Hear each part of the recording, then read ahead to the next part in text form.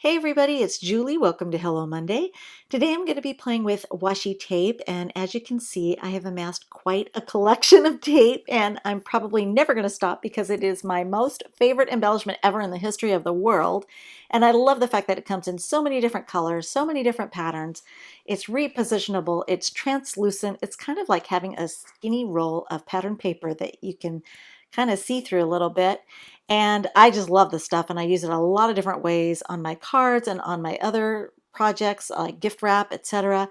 And today I'm just going to share two of the different ways I like to use it. And I'm going to start by making a card front. I'm going to take some Nina Solar White and lay that down into my Misty stamp positioning tool. I'm going to use those magnets to anchor that down in place.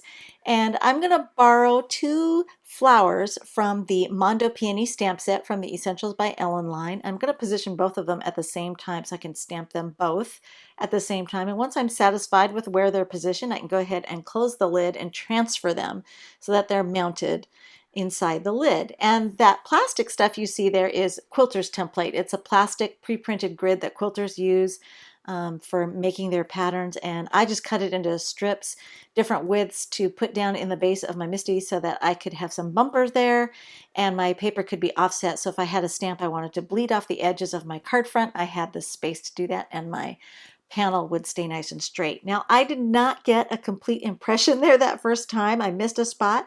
And the great thing about the Misty is that you can just re-ink as long as you don't move anything or remove anything. Just re-ink and stamp over the top of it, and nobody will ever know that you missed it the first time around. Now, the next thing I need to do to complete the background that I'm creating here is to mask off these flowers. And I'm going to take some Inkadinkado stamping mask paper, and I've already stamped actually these flowers. I've used these masks over and over again, and I just save them and store them on the cardstock packaging that comes with the Essentials by Ellen stamp sets. And as you can see, I stamped the image on the white side of the Inkadinkado masking paper, and then I trimmed it out very closely against the image's outline, and then remove the blue liner on the back, and it's repositionable, so you just use them over and over again until they wear out and you have to replace them. So I'm going to go ahead and get those into place, and then I'm going to take that second smaller blossom that I had used previously and position it. And I actually mass stamped. That's the reason why I'm doing it this way, is I actually made a stack of these cards, not just one, and that's why I'm doing it in this order. So now I'm going to go ahead and stamp all four panels exactly the same way. I already stamped them with the first two flowers. And now I'm going to mask off the third flower that I had stamped there along the bottom there in between the larger two. And then I'm going to take the leaves and go ahead and stamp the leaves. So I'm just going to go ahead and mount it here. I'm just getting it into position and transferring it to the lid. And then I can go ahead and ink that up.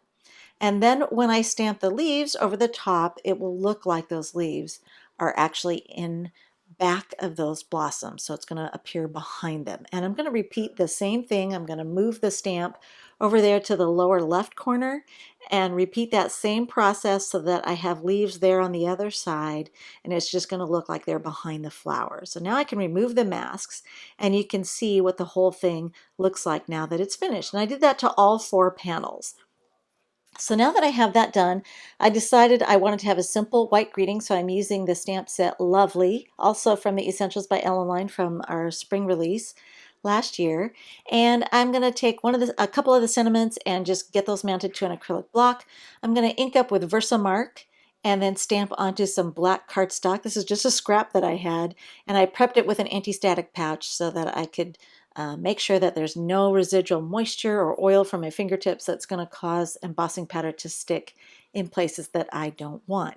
And because I'm making a number of cards, I'm going to go ahead and stamp this multiple times in a row there on that same black piece, and then I'm going to white emboss them all at the same time. So I've got a little paper disposable bowl here with a coffee filter in it, and this is just going to catch the stray embossing powder as I pour it over the top, and then I can pour the excess and funnel it back into the jar for future use. I preheated my heat gun for about 30 seconds, and then I'm going to go ahead and heat emboss all of these all at the same time. And so I'm just kind of going down that piece of cardstock there. I'm actually using my tweezers to hang on to it so that I don't burn my fingers.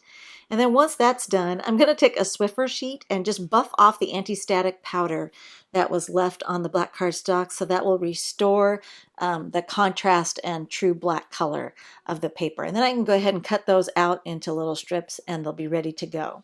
Now I'm going to set that aside, and the next step is to take my washi tape, and I'm using some really fun, like this is fluorescent pink or neon pink, and I'm just going to go ahead and lay down a strip of that and some pretty aqua colored and a color that's kind of, I call it chartreuse, but I think it's like a yellow green color.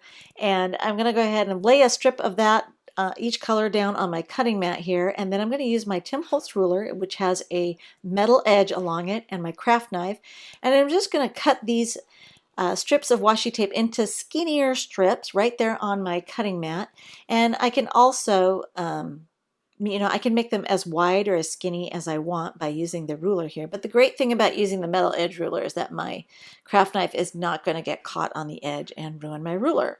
So once I'm done cutting these up, I'm also going to rotate my mat so I can cut the yellow strip or the yellow-green strip into some different shapes. Now here's one way that you can cut it apart to make some little triangles. I'm actually going to go on the diagonal here. I cut the blue and the pink one into strips, and I'm going to cut this one into little triangle shapes. So first I'm going to go across on the diagonal and trim down that way. I'm just going to go all the way across. And then once I'm done with that, I'm going to take my ruler and run it straight down the grid this way. And I'm just going to split each one of those diagonal cuts along that edge there, and I'll end up with these little tiny triangles that I can use, and they'll all be perfectly the same size. So now that I'm done with that, it's time to start embellishing my panel. I'm going to take some of the skinnier aqua blue colored strips that I made and just lay those right over the top. So instead of coloring my flowers, this is a really fun way to add color and make it pop, because my flowers here are just black ink on white cardstock.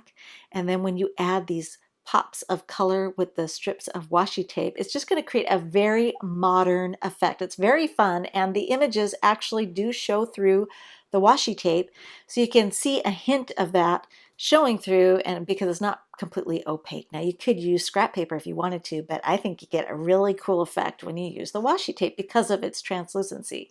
So now I'm going to take my tweezers and start peeling off the little triangle shapes that I made, and I did use a craft knife to just get under the corner there a little bit to lift it away from the cutting mat, and then I could grab a hold of the loose end there with my tweezers and lift those up and place them. And the great thing about this is if I'm not happy where I put them down, I can peel them back up and move them around. So now that this is all done, I've got all my washi tape in place, I can go ahead and add some tape runner there to the back. And then I'm just going to anchor this to an A2 card front. This is a really pretty card shop color called Rose Quartz, I believe. And it's just a really soft pink, but I think it really highlights those bright, bold colors over the black stamping. And then I'm going to take my sentiment, which I've already cut apart here, and 3D mount it on top, and my card is finished. And here you can see how I made a whole stack of these cards. They're very modern. I love the effect of the bright colors over that black and white. Now here's another thing that I like to do, and that's to take the strips of washi tape and I just leave it on the roll. I might pull some extra length out so that I have room to play with it, but I'm just pleating it as I go with my fingertips. And because it's adhesive on the back, it's just going to anchor down with each pleat. And then when I get to the end, I'm just going to tuck that over behind the back. And then I decided to create another row of pleats. So I'm just going to grab that pretty aqua blue color and layer that one over the first set of pleats that I made. And again, I'm just going to keep folding it back on itself here with my fingertips and pleat it all the way across. So I'm just going to create a second row. And I love this effect. I love the fact that if I don't get my pleats perfect, I can just lift up the tape and re-pleat it again.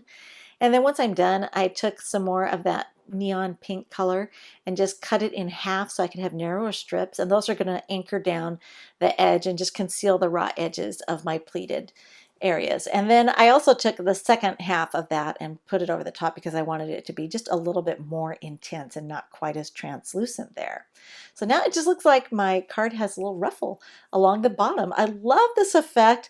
Washi tape is super fun and easy to work with. We've got more still shots at the Classroom blog, and all the supplies are available at ellenhutson.com. Thanks for watching.